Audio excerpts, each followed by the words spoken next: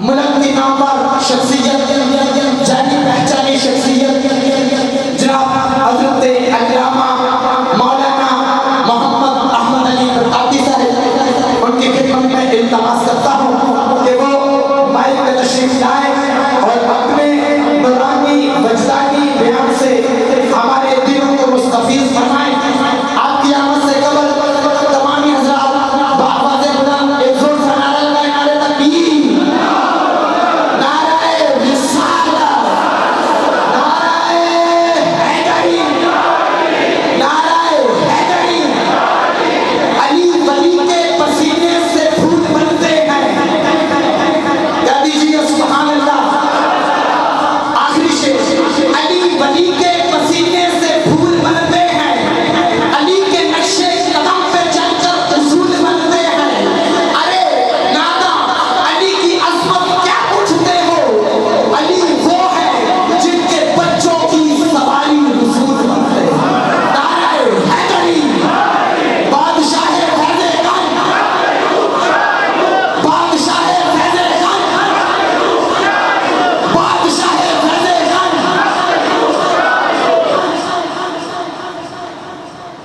صاحب قاب قوسین محبوب رب المشرقین و رب المغربین، جد الحسن والحسین مولانا و مولا الثقلین، ابی القاسم محمد المصطفى صلی اللہ تعالی علیہ وسلم، اما بعد فاعوذ باللہ من الشیطان الرجیم، بسم اللہ الرحمن الرحیم۔ قال اللہ تبارک و تعالی فی الکلام المجید والفرقان الحمید، لقد جاءکم رسول من انفسکم عزیز علیہ ما عنتم حریص علیکم بالمؤمنین رؤوف رحیم، وَإِن تَوَلَّوْا فَقُلْ حَسْبِيَ اللَّهُ لا إله إلا هو عليه توكلت وهو رب العرش العظيم، صدق الله العظيم وصدق رسوله النبي الكريم الأمين، ونحن على ذلك لمن الشاهدين والشاكرين، والحمد لله رب العالمين۔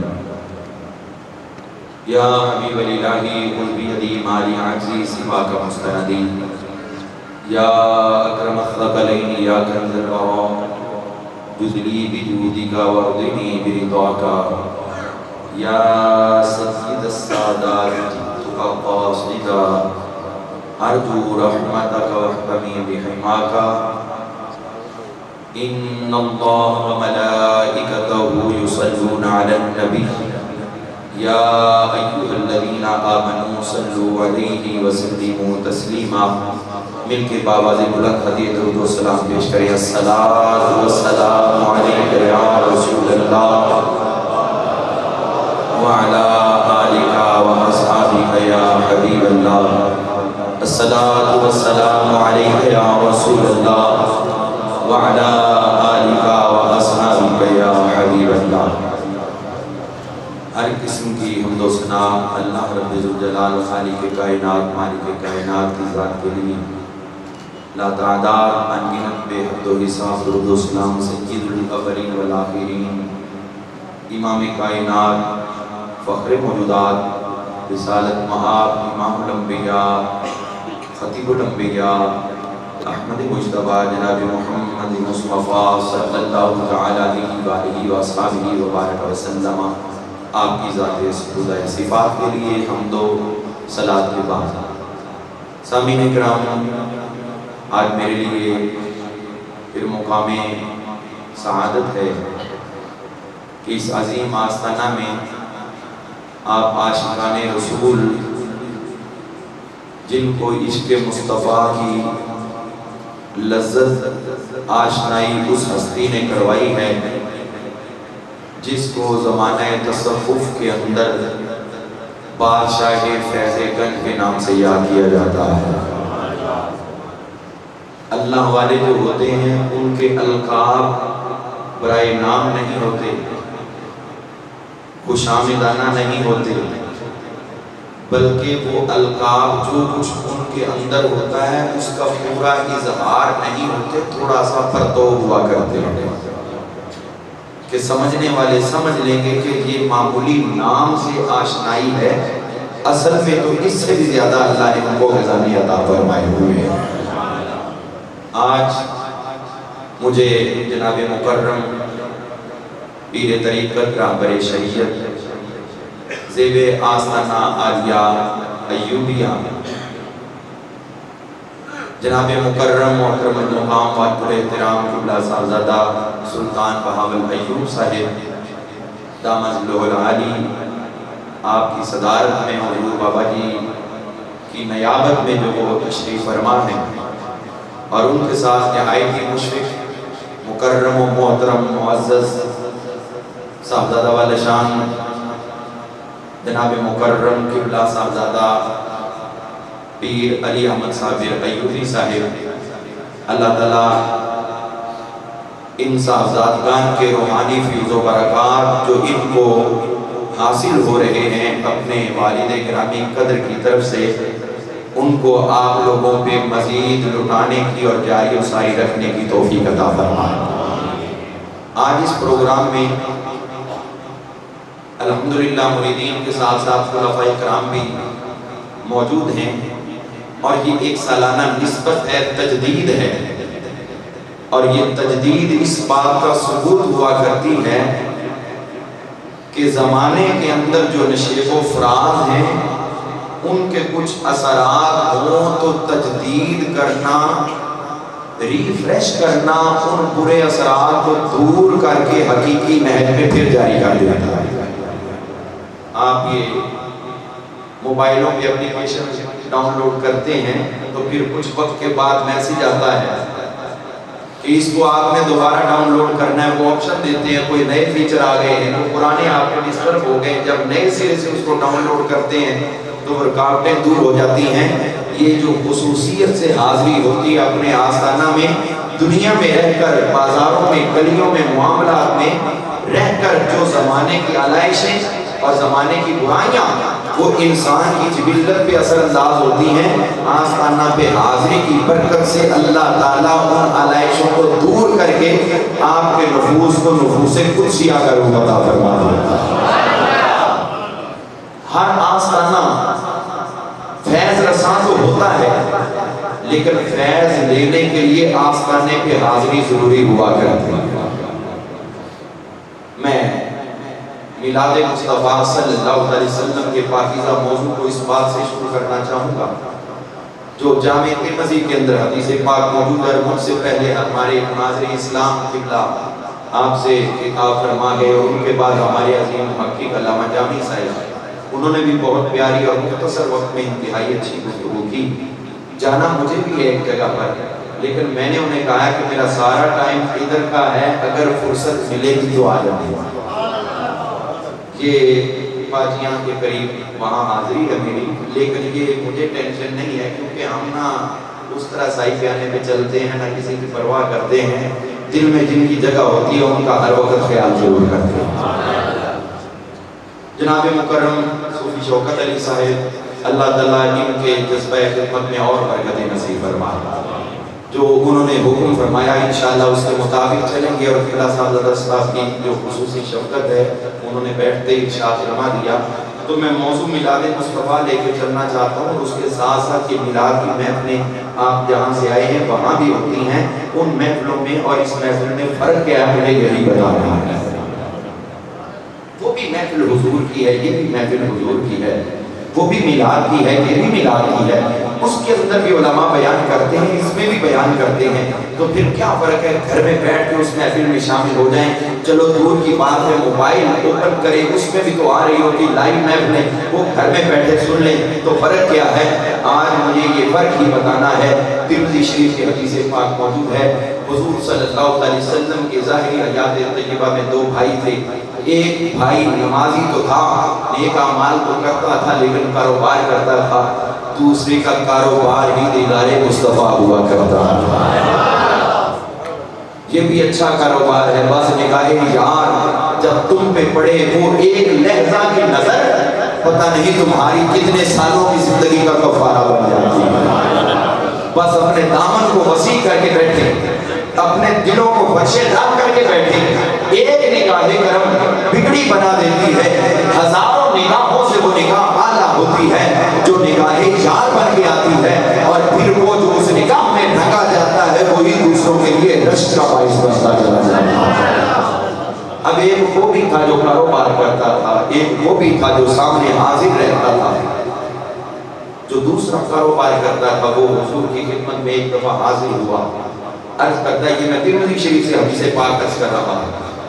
وہ حاضر ہوتا ہے اور عرض کرتا ہے حضور میں کاروبار کرتا ہوں، محنت کرتا ہوں، ہم دونوں بھائی اکٹھے رہتے ہیں، میں جتنی محنت کر کے کماتا ہوں لاتا ہوں، صبح و شام میں کاروبار کرتا ہوں، لیکن یہ میرا بھائی میرا ساتھ نہیں دیتا، اسے جب دیکھیں آپ کے پاس بیٹھا رہتا ہے، آپ کی خدمت میں حاضر رہتا ہے، آقا اسے حکم دیں یہ بھی جائے کاروبار کرے، گھر کا بیلنس بڑھے، ہمارے مال کے اندر اضافہ ہو، ہماری دولت میں اضافہ ہو، حضور یہ کچھ اس کو حکم فرمائے، میں اتنا کماتا ہوں یہ کچھ نہیں کماتا۔ تو ترمذی شریف کی حدیث ہے اور یہ حدیث نقل کر کے امام ترمذی فرماتے ہیں ھذا حدیث حسن صحیح، اس پہ کوئی شک نہ کرے یہ حدیث حسن بھی ہے اور صحیح بھی ہے۔ اب کیا ہوا، وہ جو شخص آپ کی خدمت میں وہ صحابی حاضر رہتا ہے اور جو نہیں رہتا اس کی کمپلین ہے، حضور علیہ السلام نے دیکھ کے فرمایا تو سمجھتا ہے کہ جو رزق تجھے ملتا ہے وہ تیری محنت کا صلہ ملتا ہے، جو تیری کمائی ہے وہ تیری محنت کی بنا پر ہے؟ نہیں، حضور فرماتے ہیں لعلک ترزق بہ، تو کیا جانے رب تجھے ادھر بیٹھے جو رزق دیتا ہے یہ ہماری بارگاہ میں حاضر رہتا ہے، اس کے صدقے سے تجھے رزق دیا جاتا ہے، یہ ہماری خدمت میں رہتا ہے۔ جو کاروبار کر کے پیسے کماتے ہو تمہارا کمال نہیں، یہ اس کا ہمارے در پہ رہنے کا کمال ہے۔ تو سامعین ذی وقار وہ صحابی کا عمل ہمیں بتا رہا ہے کہ حضور صلی اللہ علیہ وسلم آپ کی ذات مقدسہ کے ساتھ جیسی محبت کی ہے، اللہ حاصل کیا جو حضور کے بارش چلے آ رہے ہیں ویسی محبت ان سے کرتے رہو، جو صاحبان ممبر و محراب و سجادگی ہے ان کے ساتھ محبت کرتے رہو۔ میرے رب کا فیضان نہ پہلے رکا نہ اب رک سکتا ہے، نہ پہلے اس میں فرق آیا نہ اب فرق آ سکتا ہے، بس طریقہ تم صحابہ والا اپناتے ہو، میں تمہیں مصطفیٰ والا نصیب ہوتا ہے۔ یہ ہے آستانہ عالیہ کے حاضری کا پہلا اصول، اور جب آؤ تو اپنا اپنا رنگ ہے، جس رنگ میں بھی آؤ سارے رنگ کھول دیے جاتے ہیں۔ آپ سرکار دو عالم علیہ السلام کی خدمت طیبہ طاہرہ میں ایک وفد آیا، حضرت زارع رضی اللہ عنہ جو اس وفد میں شامل تھے، یہ جب آئے ان کے ساتھ اور بھی بہت سے لوگ تھے اور ایک شخصیت تھی جن کا نام تھا منذر اشد، یہ بھی آئے، لیکن حالت یہ ہے کہ حضرت زارع رضی اللہ عنہ فرماتے ہیں کہ میں نے کہا ہے رنگ میں دونوں دکھانے چاہتا ہوں، جو سا رنگ چلے وہی رنگ مصطفیٰ والا ہے، وہی رنگ عنایت والا ہے۔ اور یہ دیکھیے کیسے ہوا، حضرت زارع رضی اللہ عنہ آئے، آپ کہتے ہیں کہ ہم نے سواریاں دور روک دی، سامنے حضور کا دیدار نصیب ہوا، ہم سواریوں سے اتر پڑے، یہ ہے احترام مصطفیٰ۔ ہم نے حضور کو دیکھتے ہی دور سے سواریاں چھوڑی اور تیزی سے دوڑتے دوڑتے ہم آئے، ہم میں سے کوئی حضور کے دست مبارک کو پکڑ کے بوسہ دے رہا ہے، کوئی آپ کے قدموں پہ بوسہ دے رہا ہے۔ اگر پیر مرشد کے ہاتھ پاؤں چومتے ہو، میں کہتا ہوں بولو ذرا اس حدیث پہ، بیان تو کرو، کیا قدم چومے جو بندہ کسی بیٹھے ہوئے کا تو چومنے والے کے گھٹنے بھی لگیں گے کہ نہیں زمین پہ، اس کے پاؤں بھی لگیں گے کہ نہیں، اس کے ہاتھ بھی لگیں گے کہ نہیں، اس کا منہ بھی لگے گا کہ نہیں؟ ملا کہتا ہے سجدہ کرتا ہے، حضور کے صحابہ کہتے ہیں یہ محبت ہی، یہ سجدہ نہیں ہوا کرتا جس کو ملا تو سجدہ سمجھتا ہے۔ اگر سجدہ یہ ہوتا تو میرے مصطفیٰ یقیناً منع کرتے، قدم چومنا، پاؤں چومنا سجدہ نہیں ہوتے، یہ تو اظہار محبت ہے، میرے مصطفیٰ ہر محبت کو قبول فرما دے۔ پیر مرشد کے مزار قرآن پہ جاتے ہو تو فقہ کا متفقہ فیصلہ ہے کہ آپ جس کے مزار پہ جاتے ہو زندگی میں جس طرح ان کا احترام کرتے ہو وصال کے بعد بھی اسی طرح کیا کرو۔ اگر زندگی میں ان کے قدم چومنے کی سعادت ملی ہے تو آؤ کسی وجہ سے پوچھنے کی حاجت نہیں ہے، مزار کے قدموں کی طرف بوسہ دیتے رہو۔ یہی ہمارا اصول فقہ ہے اور یہی حدیث ہمیں عطا کرتی ہے کہ حضور علیہ السلام کی عمل نے واضح کر دیا یا کسی کا مزار چومنا شرک نہیں ہوا کرتا، یہ تو محبت کا اظہار ہوا کرتا ہے۔ اب حضرت زارے کہتے ہیں ہم آئے، ہم میں سے کوئی حضور کا دایاں ہاتھ کوئی بایاں ہاتھ پکڑ رہا ہے، وہ قدموں کو چھوڑ رہا ہے، ہم آپ کے ہاتھوں کو بوسہ دے رہے ہیں، سواریاں چھوڑ دی باندھی بھی نہیں۔ یہ بات سمجھیں، سواریاں تھی دوڑ سکتی ہیں، اونٹوں پہ آئے اونٹ تھکے تھے کہیں جا سکتے تھے، انہوں نے کہا جب حضور کا جلوہ نظر آیا تو اب ان کو کون دیکھے؟ دیدار میں اگر نقصان ہزار لاکھوں کروڑوں کا ہو تو پھینک دیا کرو، وہ جو نگاہ یار تم پہ پڑنے والی ہے وہ دنیا کی تمام دولتوں سے اعلیٰ ہوا کرتی ہے۔ اس نگاہ کرم کی کوئی چیز بدل نہیں ہو سکتی۔ اب یہ ایک انداز محبت ہے اور حضرت زارے ہی کہتے ہیں ہم میں سے ہمارے ایک اور فرد تھے جن کا نام منذر اشج تھا، وہ آئے، انہوں نے جب دور سے دیکھا ہم جا رہے ہیں، انہوں نے کیا کیا، وہ رکے، سواری سے اپنا سامان اتار کے ایک کپڑے کا پردہ بنا کے پیچھے کھڑے ہوئے، اپنا لباس تبدیل کیا، گرد پڑی ہوئی تھی، سفر سے آئے تھے، گرد والا لباس اتارا، پانی منگوایا، چہرہ دھویا، وضو کیا۔ یہ آداب مرشد ہیں، بے وضو نہ آؤ اپنے آستانے پہ۔ وضو کیا، وضو کر کے بڑے آرام سے تحمل سے حضور کی خدمت میں حاضر ہوتے ہیں۔ وفد تو ایک ہی ہے، کچھ آئے دیوانہ وار آئے، کچھ آئے ہیں تو مستانہ وار آئے ہیں، انداز دونوں کے الگ الگ ہیں۔ اب یہ حضور کی خدمت میں آئے، وقت گزار کے آئے، لباس بدل کے آئے، باوضو ہو کے آئے۔ حضور علیہ السلام نے دیکھا، آپ نے فرمایا اے منذر اشج، تمہارے اندر تمہارے اندر دو ایسی خوبیاں ہیں یحبہم اللہ ورسولہ، جن خوبیوں کو اللہ بھی پسند کرتا ہے اس کے رسول بھی پسند فرماتے ہیں۔ حضور وہ کون سی ہیں؟ فرمایا یہ تمہارے اندر بردباری والا طریقہ، تمہارے اندر تحمل والا طریقہ، تمہارے اندر برداشت والا طریقہ، یہ جس اہتمام کے ساتھ تم ہمارے پاس آئے ہو اس اہتمام کو خدا بھی پسند فرماتا ہے اس کے رسول بھی پسند فرماتے ہیں۔ تو بھی آؤ تو ضرور، نہیں سمجھے بات، آؤ تو ضرور، لباس بدل کے آؤ، باوضو ہو کے آؤ۔ اگر اتنے دیوانہ ہو گئے جہاں خود کو خود کی خبر نہیں ہوتی تو جس رنگ میں ہو آ جاؤ، جس انداز میں ہو آ جاؤ، بس ایک دفعہ آ جاؤ، پھر دیکھو آپ کو وہ خیرات جو درے مصطفیٰ سے جاری ہوئی اور ہاتھوں میں ہاتھ دیتے دیتے سلسلہ ذہب، سلسلہ نور کی صورت میں چلتے چلتے جب وہ آپ کے پیر مرشد تک پہنچی ہے تو پھر جب ان کی عنایت ہوتی ہے تو فرمایا اس عنایت کو کوئی جدا نہ سمجھے، یہ عنایت در مصطفیٰ سے تقسیم ہو رہی ہے۔ سامعین عزیز وقار، یہ ہے محفل جو گھر میں بھی ہوتی ہے اور آستانہ پر بھی ہوتی ہے۔ یہ صحابہ کا طریقہ تھا، گھروں میں بھی محبت کرتے تھے، گھر سے باہر آ کر در مصطفیٰ پہ بھی محبت کرتے تھے۔ کنز العمال شریف کے اندر کسی قسم کی ایک اور بھی حدیث پاک ہے، دو بھائی اور بھی تھے، ایک بھائی تھا جو آستانہ مصطفیٰ میں رہتا تھا، جو حضور کے قدموں میں بیٹھا رہتا تھا، اور ایک بھائی تھا جو باہر کاروبار میں جاتا تھا۔ وہ پہلی روایت اور ہے جو میں عرض کر چکا ہوں، اب یہ جو روایت عرض کر رہا ہوں یہ اور ہے، وہ میں نے ترمذی سے پیش کی، یہ کنز العمال سے پیش کر رہا ہوں۔ وہ کاروبار کرتا ہے، یہ حضور کی خدمت میں بیٹھا رہتا ہے، بس نماز حضور نے پڑھائی پڑھ لی، اس کے علاوہ اور کوئی کام نہیں، بس ایک ہی کام ہے، جلوہ مصطفیٰ دیکھتے ہیں۔ دوسرے صحابہ کو نمازیں پڑھتا ہے، نوافل پڑھتا ہے، کوئی جناب ذکر اذکار کوئی کچھ اپنے اپنے طریقے سے چلتے ہیں۔ تو ایک دفعہ انہوں نے دوسروں کا عمل دیکھا تو حضور سے بڑے درد دل سے عرض کی، حضور قیامت کا دن ہوگا، جب حساب کتاب ہوگا تو ذهب المصلون بصلاتهم وذهب الصائمون بصيامهم۔ حضور قیامت کا دن ہوگا، روزہ داروں کو ان کے روزے بچا لیں گے، نمازیوں کو ان کی نمازیں بچا لیں گی، لیکن حضور میرے پلے تو آپ کی محبت کے سوا کچھ اور ہے ہی نہیں۔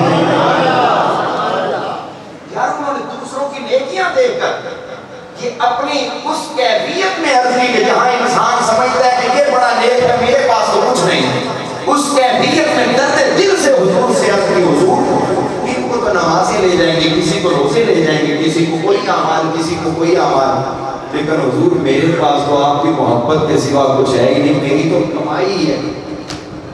یہ لفظ میں بول رہا ہوں، میری تو کمائی یہی ہے، میری تو، یہ تو میں خطیبانہ لفظ نہیں بول رہا، میں حدیث کا ترجمہ کر رہا ہوں۔ حضور میری تو کمائی یہی ہے کہ میں آپ سے محبت کرتا ہوں۔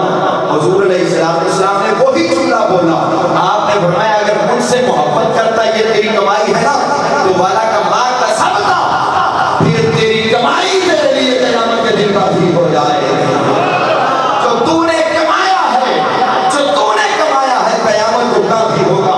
بندہ اس کے رسول سے محبت کرتا ہے پھر ڈر کہے گا خدا جانے خدا کا مصطفیٰ جانے تیری پریشانیاں ہم دور فرما دیں۔ اب وہ دوسرا بھائی جو کاروبار کرتا تھا، اتفاق یہ ہوا کہ ان کا انتقال ہو گیا۔ آقا کریم علیہ السلام سے عرض کیا گیا حضور ان کا انتقال ہو گیا، جنازہ آپ نے ادا فرمانا ہے۔ ارے ذرا دل پہ ہاتھ رکھ کے کبھی سوچا کرے، رسمی جملوں کے طور پر نہیں، اپنی پوری تسلی کے ساتھ سوچا کریں کہ یار وہ بھی کیا لوگ تھے جن کا جنازہ پڑھانے میرے مصطفیٰ آیا کرتے ہیں۔ یار کتنے خوشبخت ہوں گے جن کے جنازے پہ میرے مصطفیٰ ہاتھ اٹھا کے کہتے ہوں گے یا اللہ یہ میرا غلام آ رہا ہے، اس کی مغفرت فرما دے۔ آج ہم کہیں ہمارا جنازہ جناب اس میں یہ لوگ تھے، M P A M N A فلاں فلاں فلاں، ارے ان کی کیا حیثیت ہے جس کا جنازہ میرے مصطفیٰ نے پڑھا، اور اس سے پڑھ کے بعد ان صحابہ کے لیے جن کی تدفین بھی خود میرے مصطفیٰ نے کروائی، اپنے دستے مبارک سے دفن کیا۔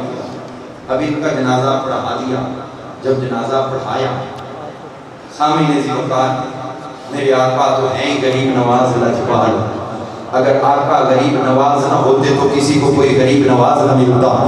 امیروں کے امیر نواز تو بہت ہیں لیکن غریبوں کے غریب نواز میرے مصطفیٰ ہیں، اور جب میرے آقا نے غریب نوازی کی تو وہ پھر سلسلہ عطا کیا۔ تو پھر دیکھیے خواجہ غریب نواز معین الدین چشتی اجمیری بھی تو بنتے ہیں، اسی سلسلہ چشتیہ سے حضرت سلطان ایوب رحمۃ اللہ تعالی بھی تو بنتے ہیں۔ یہ ساری روایات غریبوں کو نوازنے کے لیے ہے، اور غریب کون ہے؟ میں نے دولت کی بات نہیں کی، جو اپنے اعمال کو قلیل سمجھتا ہے اور اپنے پیر مرشد کو عظیم سمجھتا ہے، وہاں پہ حکم جاری ہوتا ہے آؤ اب تمہارا حق ہے، تمہاری غریب نوازی تمہارے پیر مرشد فرما دے۔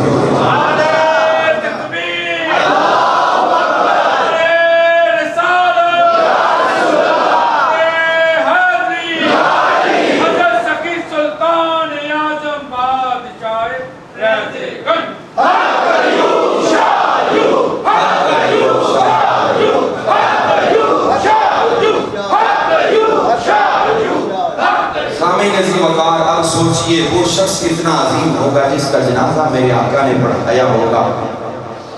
کچھ سعادتیں وہ ہوتی ہیں جو محنت سے حاصل نہیں کی جاتی، یہ اللہ کا کرم ہوتا ہے، آپ کی مرضی نہیں، آپ کی محنت نہیں، یہ اللہ کی عطا ہے۔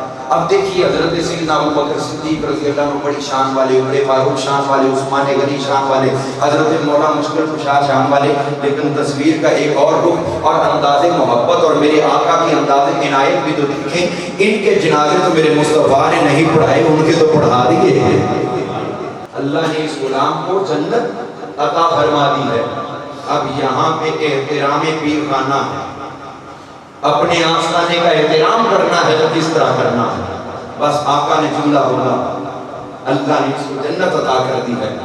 صحابہ اکرام تڑپ گئے، کاش یہ جنازہ ہمارا ہوتا، حضور پڑھاتے اور جنت کی بشارت اپنے آپ کی زبان سے نصیب ہوتی۔ لیکن اب صحابہ نے پوچھا نہیں حضور کس لیے؟ یہ تو کاروبار کرتا تھا، بس نمازیں پڑھتا تھا، جو چھوٹے موٹے اعمال ہے فرض والے وہ ادا کرتا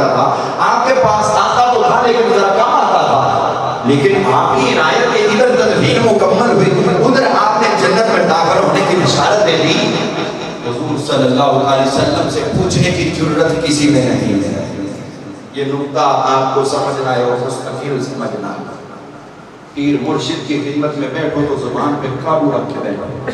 فضول سوالات نہ کرو. کوشش کرو جو بات نکلی ہے اس کے مطالب و مفاہیم آپ کو خود قدرت کی طرف سے دل میں القاء ہو. جو بات پیر مرشد نے فرمائی ہے اس کا مطلب کیا ہے؟ اللہ تعالیٰ خود آپ کے دل میں ڈالے. یہ نہیں کہ بات بات پہ ٹوکنا روکنا. جو اس طرح کرتے ہیں وہ محروم رہتے ہیں. تنقید کرنے والا کبھی بھی درجہ قبولیت پر نہیں پہنچ سکتا. درجہ قبولیت پر وہی پہنچتے ہیں جن کی زبان سے ایک ہی بات جاری ہوتی ہے آمنا وصدقنا. ہم مانتے بھی ہیں اور تصدیق بھی کرتے ہیں. اب حضور صلی اللہ علیہ وسلم نے ارشاد فرمایا کہ یہ تو جنت میں داخل ہو گیا. صحابہ نے عرض نہیں کہ حضور کس نیکی کی وجہ سے کیوں داخل ہوا؟ صحابہ کہتے ہیں ہم خاموش ہو گئے, پیچھے ہٹ کے ایک دوسرے سے بات کرنے لگے. یار کتنا خوش وقت تھا, لیکن سوچئے تو صحیح کون سی نیکی ہے جو اس نے کی اور اس کی بنا پہ حضور نے جنتی ہونے کی بشارت دے دی. ہم بھی کر لیں ہو کر ہم پھر بھی ہو جائیں. کبھی دوسرے کو دیکھ کے نیکی کا جذبہ بڑھائیں. فاستبقوا الخیرات, آگے بڑھیں. دوسرے پہ تنقید نہ کریں. یہ تو حضرت کے بڑا قریب رہتا ہے, ہر وقت کی بات رہتا ہے. یہ کیا سنا چاہے تجھے اور کوئی کام نہیں. نہیں ان باتوں کو چھوڑو. یہ عشق کی منزل ہے, یہ دنیا داری کی منزل نہیں ہے. وہاں تو یہ ساری جلن اور حسد ہو سکتا ہے, لیکن تصوف کا سلسلہ ہی وہ ہوتا ہے جس میں ایک یار آگے نکلے تو دوسرے کہتے ہیں یار مجھے چھوڑ نہ دینا, مجھے بھی تھام کے چلنا. اس میں عداوت اور فساد اور ایک دوسرے کے ساتھ حسد اور دشمنی نہیں ہوا کرتا. اب صحابہ کرام رضوان اللہ علیہم اجمعین میں سے ایک شخص جو ان کے رشتہ دار بھی تھے فوری وہاں سے نکلے اور نکل کے ان کے گھر چلے گئے. جا کے بات کرنے لگے ان کی زوجہ محترمہ سے, کیونکہ انسان کے اعمال کی سب سے بڑی گواہ اس کی بیوی ہوا کرتی ہے. انسان کے اعمال کی, اس کے کردار کی دنیا میں گواہ اس کی بیوی ہوا کرتی ہے.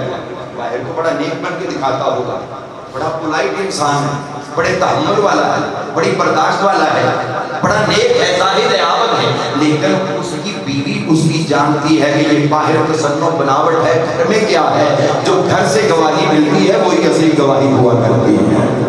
اور میرے مصطفیٰ کریم علیہ السلام کا اپنا معیار تھا. آپ نے اپنی ازواج سے ارشاد فرمایا ہوا کہ میری ازواج میری خلوت کی باتیں تم جلوت میں بتا سکتی ہو, جو گھر میں میرا کردار ہے وہ باہر تم لوگوں کو بتا سکتی ہو, جو آپ کا بیٹا بن گیا ہے اس کو سمجھا سکتی ہو. یعنی میرے مصطفیٰ کا جیسا کردار باہر ہے ویسا ہی گھر کے اندر بھی نظر آتا ہے.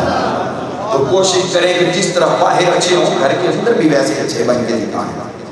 اب انہوں نے پوچھا جا کے ان کی زوجہ محترمہ سے کہ میں ایک بات پوچھنے آیا ہوں. انہوں نے کہا پوچھئے.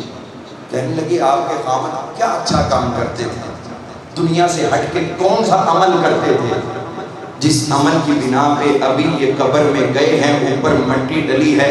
اب میں کہتا ہوں شاید فرشتے آ کے سوال جواب بھی نہ کر سکے ہوں گے. کہیے سبحان اللہ. وہ جو آتے ہیں قبر کے اندر نکیرین, انہوں نے سوال بھی نہ کیے ہوں گے, لیکن زبان مصطفیٰ نے پہلے جنتی ہونے کی بشارت عطا فرما دی. بھئی کوئی عمل بتائیں جو آپ کے خامد کرتے تھے, ہم بھی کرنا چاہتے ہیں, جو ان کو درجہ ملا ان کی تتبع اور سنت کے اندر ہم بھی اس کو حاصل کرنے کے خواہاں ہیں. انہوں نے کہا میں نے تو اپنے خامد میں کوئی ایسی بڑی بات نہیں دیکھی جو تم لوگوں کو بتاؤں. جیسے تم اعمال کرتے ہو ویسے یہ بھی کرتے تھے, نماز پڑھتے تھے, روزہ رکھتے تھے, جو اللہ تعالیٰ کے احکامات ان پہ عمل کرتے تھے. ایکسٹرا سے کوئی ایسی چیز نہیں تھی جس بنا پر میں تجھے کہوں کہ یہ ان کا بہت اچھا عمل تھا, شاید اس وجہ سے ہوگا. انہوں نے کہا نہیں, سوچیں. حضور نے فرمایا تو کوئی ایسی بات تو تھی نا جو ہمیں نظر نہیں آتی, حضور کو تو دکھائی دیتی ہے. پیر مرشد حقیقت حال سے واقف ہوتا ہے, محرم راز ہوتا ہے, اس سے کچھ چھپا ہوا نہیں ہوتا. اب حضور سے کچھ معاملات چھپے ہوئے نہیں ہیں. آپ نے فرمایا کوئی تو بات ہے بی بی بتا دو ہمیں خدا کے لیے. تو انہوں نے سوچ سوچ کے کہا ہاں ایک بات ہے جو میں نے اپنے خامد کے ساتھ وقت گزارا ہے. وہ گھر میں ہوتے تھے تب بھی, کبھی میں باہر ان کے ساتھ جاتی تب بھی میں نے ایک چیز ان کی زبان سے کبھی قضا ہوتے نہیں دیکھی. ہاں کون سی بات, کون سی, جلدی بتائیں, ہم بھی وہ بات سننا اور اس پہ عمل کرنا چاہتے ہیں, کون سی بات ہے. تو وہ کہنے لگی میرے خامد کی ایک خوبی یہ تھی, آپ کو بتا دوں, آپ کی توجہ شاید نہیں ہے میری باتوں کی طرف. اگر سننا چاہتے تو میں بتاتا ہوں، ورنہ میں اگلی طرف چلا جاتا ہوں. ابھی تو میں نے آیت کا ترجمہ بھی نہیں کیا. جس آیت پہ میں نے بولنا ہے کہیے سبحان اللہ. یہ چھوٹی بات نہیں ہے. صحابہ وہاں سے چھوڑ کے مجمع ان کے گھر میں آ کے پوچھ رہے ہیں. اچھا اب انہوں نے کہا وہ بتا دیں، تو ان کی زوجہ محترمہ بتانے لگی وہ ایک چیز ہے جو میں نے ہمیشہ ان کی زبان سے سنی کہ چاہے گھر میں آواز آئے یا باہر گلیوں بازاروں میں مسجد نبوی کے ہم قریب ہوں، حضرت بلال حبشی رضی اللہ عنہ یا عبداللہ بن ام مکتوم یا کوئی اور مؤذن رسول جب اذان دیتے تھے نا تو شہادتین پر پہنچتے تھے، اشہد ان لا الہ الا اللہ کہتے، یہ جواب دیتے اشہد ان محمد رسول اللہ کی جب صدا بلند ہوتی تو ان کا ایک ہی جواب ہوتا تھا، یہ کہا کرتے تھے اقروا من اقر بہا واکفر من اکفر بہا. جو میرے مصطفیٰ کو مانتا ہے میں اس کو مانتا ہوں، جو میرے مصطفیٰ کی شہادت دیتا ہے میں اس کی شہادت دیتا ہوں، جو میرے نبی کو نہیں مانتا میں اس کو نہیں مانتا. یہ کہنا کبھی قضا نہیں کیا. وہ کہنے لگے بی بی یہی تو بات ہے جو دنیا میں کہتا رہا، اب ہمیں تو پتہ نہ چلا ہم اس کے ساتھ تھے کہ کہتا کیا ہے، لیکن تم نے سنا اور گواہی دے دی. ہم بھی گواہی دیتے ہیں کہ واقعی اس کی یہی نیکی ہے. ابھی قبر میں مٹی بھی پوری نہیں پڑی، حضور نے جنت کی بشارت دی. یہ ہے وہ وظیفہ. اس سے جو ارباب تصوف ہے انہوں نے رزلٹ کیا نکالا ہے؟ ایک تو براہ راست ذات مصطفیٰ اور اس کے بعد اپنے حقیقی پیر و مرشد کی بات ہے. وہاں کہتا ہے جو حضور کو مانتا ہے ہم اسے مانتے ہیں، جو حضور کو نہیں مانتا ہم اسے نہیں مانتے. تو کہنا پڑے گا جو میرے پیر کو مانتا ہے ہم اسے مانتے ہیں، جو ہمارے پیر کو نہیں مانتا ہم اسے نہیں مانتے.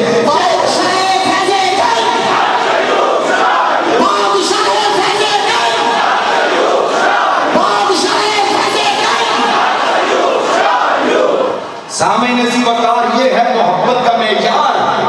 جو ایک مرید صادق کے دل میں ہو تو پھر اللہ کی رحمتوں کا نزول ہوا کرتا ہے. اور یہی خدمت مصطفیٰ کا صلہ ہوا کرتا ہے کہ حضور صلی اللہ علیہ وسلم اپنی زبان سے خود جنتی ہونے کی بشارت دے رہے ہیں. اور میں یہ کہتا ہوں یہ بشارت بھی کیوں دی ہے؟ کیونکہ حضور صلی اللہ علیہ وسلم نے تو ہونا ہی جنت میں ہے. گویا کہ اس کو تسلی دے رہے ہیں دنیا میں رہ کے جس سے اتنی محبت کیا کرتا تھا قیامت والے دن تو اپنے اس محبوب کے ساتھ ہی ہوگا. اپنے پیر مرشد کے ساتھ تعلق جوڑنا یہ میلاد مصطفیٰ کے اسباب میں سے ایک سبب ہے. پوری کائنات کے پیر و مرشد میرے مصطفیٰ ہیں. ہم ان کا میلاد مناتے ہیں، وفات نہیں مناتے، کیونکہ ہم حضور کے فیضان کے جاری رہنے کے قائل ہیں، ختم ہونے کے قائل ہیں. اگر میرے مصطفیٰ کا میلاد ہے تو یہ اس بات کا ثبوت ہے آج بھی میرے مصطفیٰ کا فیض جاری و ساری ہے.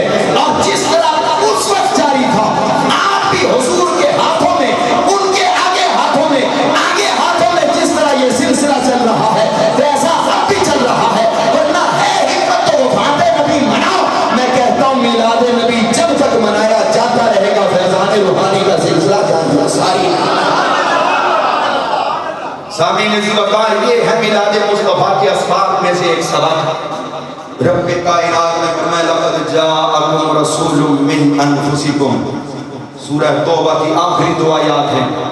اے ایمان والو تمہارے پاس تم میں سے وہ رسول آئے کہ تم مشقت میں پڑو، تم مصیبت میں پڑو، میرے نبی کو گوارا نہیں ہوتا.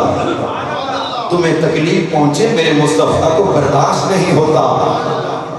تیز ہوا چلتی، تیز ہوا چلتی، آقا کبھی کمرے کے اندر جاتے، کبھی باہر آتے، کبھی اندر جاتے، کبھی باہر آتے.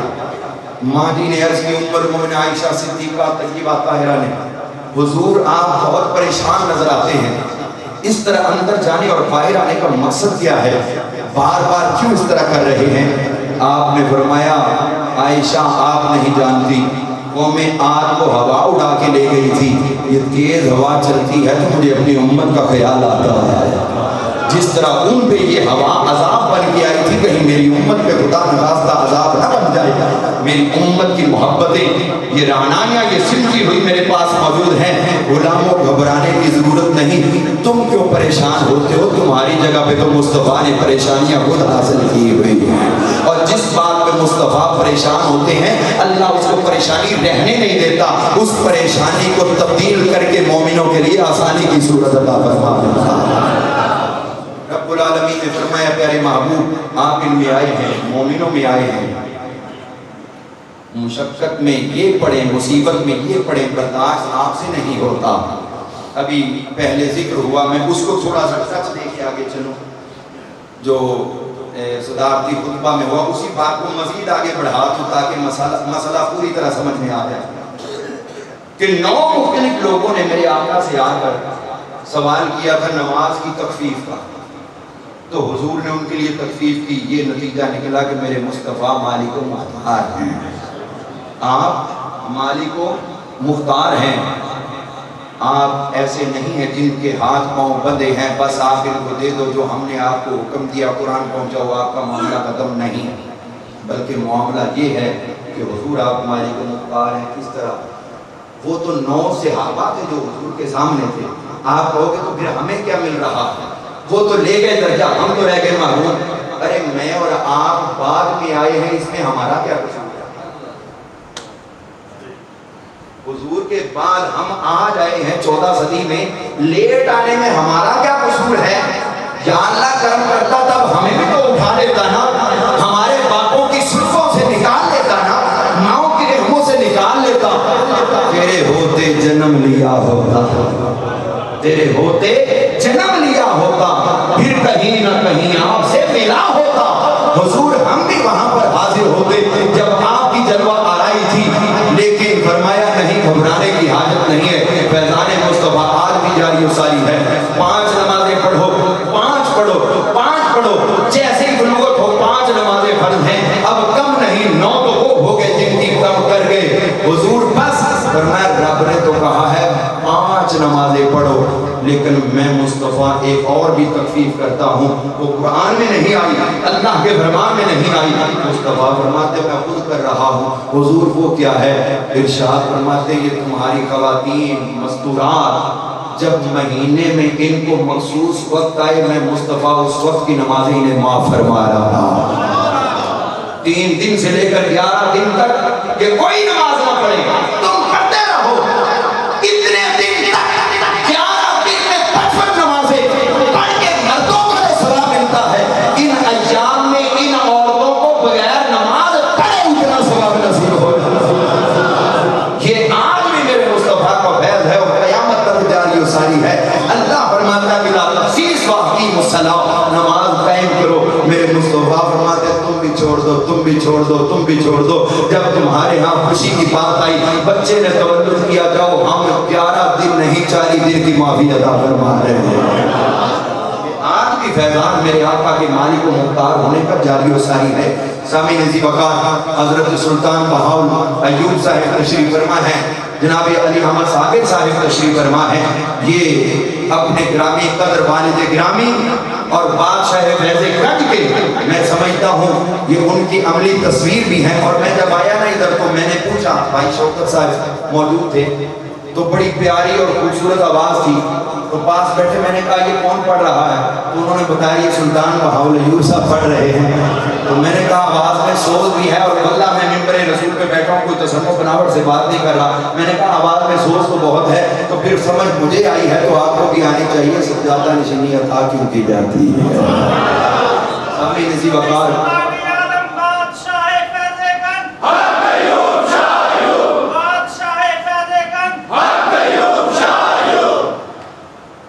سامعین عزیز وقار حضور صلی اللہ علیہ وسلم کی تشریف آوری ہوئی، خوش ہونا ہر مومن کا حق ہے۔ میں یہ کہا کرتا ہوں چھوڑ دو تھوڑی دیر کے لیے قرآن پاک کو ایک طرف رکھو کہ اس پہ لوگ اختلاف کر کے لوگوں کا ذہن خراب کرتے ہیں، احادیث کو بھی کچھ دیر کے لیے ایک طرف رکھو، بزرگوں کے فرامین کو بھی ایک طرف رکھ دو، ان کے عمل کو بھی رکھ دو، صحابہ کے بھی سب کو ایک طرف کر کے خود تنہا ہو کے سوچو، بینگ مسلم آپ صرف ایک مسلمان ہو، مسلمان ہونے کے ناطے میرے مصطفیٰ فرماتے جب کوئی مسئلہ سمجھا نہ سکے، تمہیں اچھی طرح سمجھ نہ آئے، کوئی بتانے والا نہ ہو، اذن تستفتی قلبا، پھر اپنے دل سے پوچھا کر، پھر اپنے دل سے پوچھا کر، تیرا دل اللہ کا عرش ہے، انوار و تجلیات کی یہ جگہ ہے۔ اب دوسروں کو تو گوشت کا لوتھڑا نظر آئے، میرے مصطفیٰ نے کیوں کہا تو ان پڑھ ہے، مصطفیٰ کہتے پھر بھی اپنے دل سے پوچھ، تو کچھ کتابیں نہیں پڑھا پھر بھی اپنے دل سے پوچھ، یہ اللہ کے انوار و تجلیات کا محبت اور مرکز ہے، اس پہ نزول ہوتا ہے، یہ تیری رہنمائی کرے گا۔ اب میں نے کہا تمام چیزیں ایک طرف رکھ کے ذرا سوچئے، تصور کریں کہ اللہ کے حبیب کی تشریف آوری ہے، ایک مسلم آپ کو خوش ہونا چاہیے کہ نہیں؟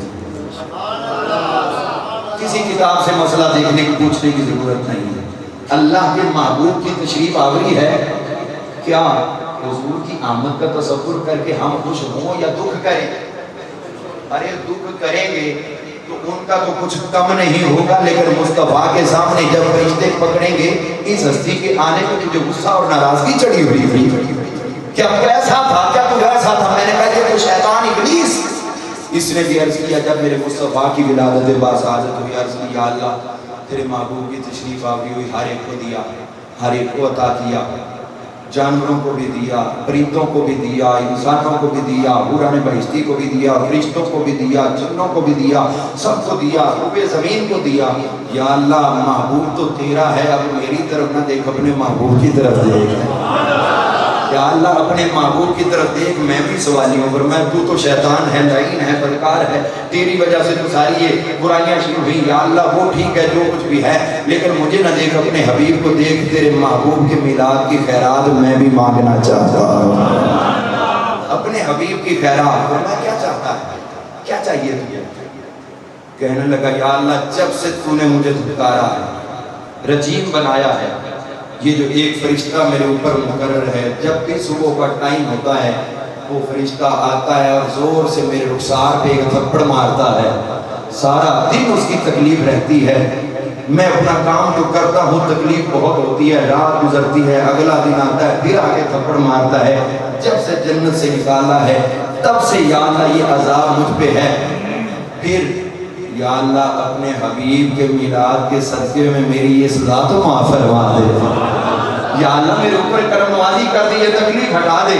اللہ نے فرمایا تو اس قابل تو نہیں کہ تیری تکلیف تیری عذاب کو میں کم کروں، لیکن جب تجھے نہیں دیکھتا اپنے محبوب کی آمد کو دیکھتا، میرے محبوب کا میلاد ہے، فرمایا جاؤ آج سے ہم تیری اصلاح دنیا والی معاف کر رہے ہیں، قیامت کو تیری اصلاح ہوگی، جاؤ مصطفیٰ کی آمد ہے، میلاد مصطفیٰ کا صدقہ ہے، تیری یہ اصلاح معاف ہے۔ سامعین کرام کو غور کریں، جس رب نے اس شیطان رجیم کو یہ سزا معاف کر دی میلاد مصطفیٰ کے صدقے میں، جب اس محبوب کے غلام میلاد مصطفیٰ مناتے ہوں گے رب کتنی عنایت ہے۔ جب رب اپنے دشمنوں کو ارے دوستارا کجا کنی محروم، دوستارا کجا کنی محروم، او کے بدشمنہ نظر داری، جس نے اپنے دشمن میں کرم کر دیا ہے اپنے محبوب کے غلاموں پہ کیوں نہیں کرم کرنا ہے۔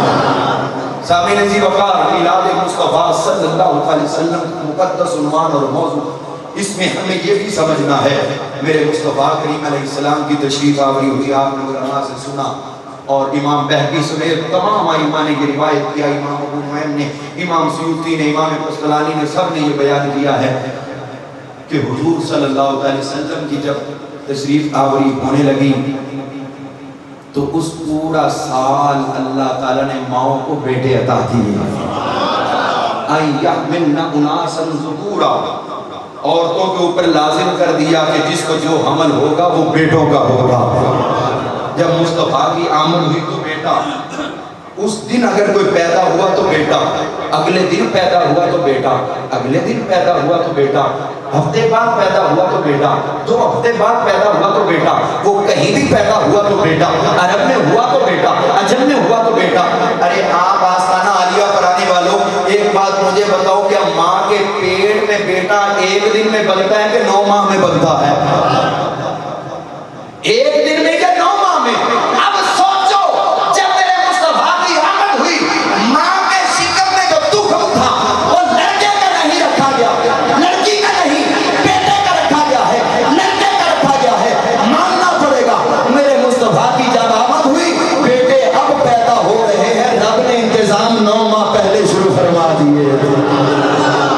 اللہ نے ماؤں کے پیٹوں میں تمہم بیٹوں کی صورت میں 9 ماہ پہلے رکھنے شروع کیے، اور پھر رکھتا چلا گیا، رکھتا چلا گیا، رکھتا چلا گیا، یہاں تک کہ پورا سال اللہ تعالیٰ نے جس ماں کو دیا بیٹا دیا۔ کیوں؟ عرب بیٹی کو समझते थे। वैसे तो खुदा की रहमत है, अगर रहमत ना होती तो मुस्तफा के घर में 4 रहमतें ना आती। बेटी होती रहमत है, लेकिन अरब लोग और अजम वाले बेटी को नहुसत की अलामत समझते थे। फरमाया चलो तुम्हारे रिवाज के मुताबिक ही हम कर देते हैं। तुम्हारा रिवाज, तुम बेटे को दौलत समझते हो, जाओ हम तुम्हें बेटे की दौलत देते हैं। अरे आपके मोहल्ले में अगर रिवाज है ना हुजूर की आमद पे पहाड़ियां बनाने का, तो फिर बनाते रहो। अगर आपके इलाके में रिवाज है हुजूर की आमद पे खुशी के इजहार का जुलूस निकालने का, तो निकालते रहो। अगर आपके यहाँ ये रिवाज है हुजूर की आमद पे आपकी तशरीफ आवरी पे महफिल सजाने का, तो सजाते रहो। जिस रंग में तुम्हारा रिवाज है, फरमाया मैं देखता तेरा रिवाज नहीं, बल्कि तेरे दिल में आने वाली वो मोहब्बत जो मेरे मुस्तफा की आमद का तसव्वुर करके उठती है। तेरे दिल में कितनी मोहब्बत है, मैं रब कम अज कम 11 गुने तुझे ज्यादा अता फरमा दूंगा। कहिए सुभान अल्लाह। या अल्लाह हमें तो कह रहा है ठीक है बेटे दे दिए, हो गए बेटे, और क्या हुआ? खुद सरकार ने इरशाद फरमाया मीलाद मुस्तफा बज़बान मुस्तफा। हुजूर इरशाद फरमाते हैं लम्मा वुलिदतु यौमा लैलतल यौमिल इस्नैन, जब मेरी विलादत हुई पीर वाले दिन। अब आपको थोड़ा साथ देना होगा, कहिए सुभान अल्लाह, मोहब्बत से जरा कहें सुभान अल्लाह। उस वक्त रिवाज तो नहीं था कि कौन किस दिन आया। मेरे मुस्तफा ने फरमाया मैं किसी से पूछ के नहीं बताता मेरी विलादत कब हुई है, मैं खुद तुझे बता रहा हूँ पीर वाली रात मेरी तशरीफ आ रही है। मैं जब मेरी विलादत हुई ना, उस वक्त क्या हुआ? खलक़ल्लाहु तआला सबअता जिबालिन फिस समावाति सबअ, अल्लाह ने आसमानों पे खुशी का इजहार किया। तो कैसे किया? सातों आसमानों पे अल्लाह ने 7 बड़े-बड़े पहाड़ पैदा फरमा दिए, बड़े-बड़े पहाड़, और उन पहाड़ों पे अल्लाह ने फरिश्ते पैदा किए। अल्लाह ने, मैं नहीं कह रहा, हुजूर फरमा रहे हैं, अल्लाह ने सातों आसमानों पे 7 इतने बड़े-बड़े पहाड़, उन पे फरिश्ते कितने, फरमाया ला युहसीहिम इल्लल्लाह, जिनकी गिनती खुदा के सिवा कोई गिन ही नहीं सकता। तुम्हारे हिस्से खत्म हो जाएंगे, तुम्हारी काउंटी खत्म हो जाएगी। फरिश्तों की तादाद इससे भी ज्यादा है जो मेरे मीलाद के वक्त रब्बुल आलमीन ने पैदा फरमा दिए। अच्छा भी अब आपसे पूछूं, किसी से को बुजुर्ग हो अपनी अपनी विलादत को पुराने लोग जो है किसी वाक़े से बयान किया करते थे। आपकी विलादत कब हुई? वो कहता है कि जेड़े साल पाकिस्तान बनया उस साल में पैदा हुआ, पाकिस्तान बना तो 2 साल बाद में पैदा हुआ, 2 साल पहले पैदा हुआ, तू तो पैदा है कि जी मैं जदों कतर वाली जंग नहीं हुई, उन्हें कहा दसी भी आना, मैं कतर वाली जंग की नाम मशहूर, मैनू नहीं पता कि कितने कितने हुई, पर वो साल में पैदा हुआ। तू फलाने बादशाह का दौर से यूहां की हुकूमत सी, उदों मैं पैदा होया। यानी ये याद रखते हैं, बताते हैं जब मैं आया था तो हालात क्या, जब मैं आया था हालात क्या थे, मेरी विलादत की निस्बत किससे थी, किससे मेरी विलादत की निस्बत मोतबर थी, मैं आपको बता देता हूँ। सामीन ज़ीवकार, अब आपके लिए सोचने का मुकाम है। मैं भी एक सवाल करता हूँ, आप भी कहें, तवज्जो। सवाल ये है कि वो जो फरिश्ते, बस इधर देखिए जनाब, बात खत्म होने वाली, फरिश्ते जो अल्लाह ने पैदा किए शब मिलाद, 7 आसमानों पे गिनती तो उनकी रब के सिवा कोई कर नहीं सकता। तो अब अगर उनमें से अल्लाह करे कोई फरिश्ता हमसे मुलाकात कर जाए, क्योंकि ये तो निस्बत है ना, हम भी मिलाद वाले, वो भी मिलाद वाले, तो कभी न कभी तो मिलाद की ये निस्बत हो ही जाती है। इस पर ये अलग टॉपिक है कि जब मिलाद की महफिल को फरिश्ते किस तरह आते हैं, उलमा ने कैसे बयान किया, वो एक अलग मौजू है, कभी मौका बना तो वो भी बयान करेंगे और पूरा इंशाल्लाह टॉपिक चलेगा वो। लेकिन जितना देखिए, अगर आपसे कोई फरिश्ता मिल जाए जो विलादत की रात पैदा हुए थे, तो आप उस फरिश्ते से अगर पूछें कि जनाब आपको अल्लाह ने कब बनाया था,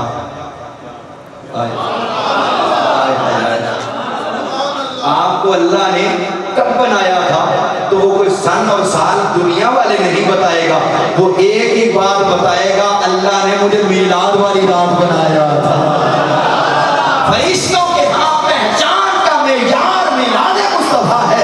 मैंने कहा फरिश्तों, तुम हुजूर की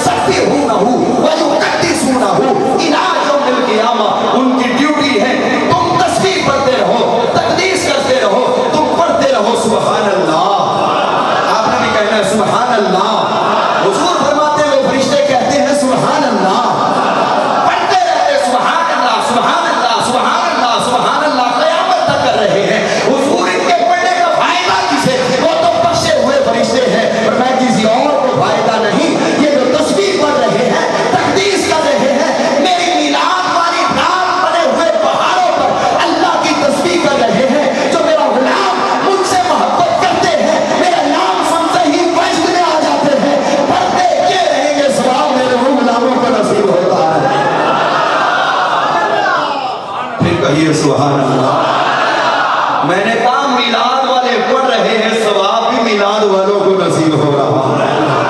وہ میلاد والے تو جو میلاد نہیں مانتے ان کے ثواب سے محروم ہیں۔ سامعین عزیز وقار، یہ ان فرشتوں کا ہم سے تعلق ہے۔ میں نے کہا چلو کوئی بات نہیں، اللہ نے اپنی قدرت کے مطابق 7 بڑے بڑے پہاڑ بنا دیے۔